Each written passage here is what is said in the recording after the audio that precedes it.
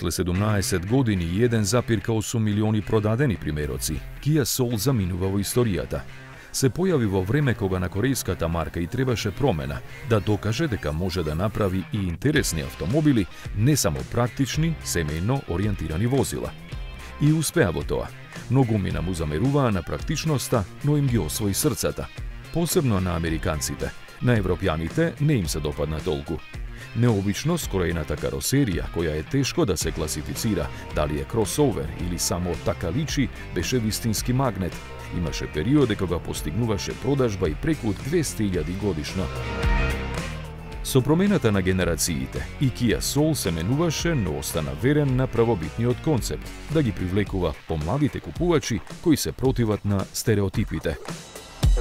Затоа и беше понуден во електрична верзија која се појави прерано и не успеа многу во своите пионерски чекори да ги донесе новите технологии на патиштата. Со текот на годините, еден по еден ги напушташе светските пазари, за на крај да остане само на новиот континент, каде со дволитарски мотор со 147 конски сили се нуди за $20.500.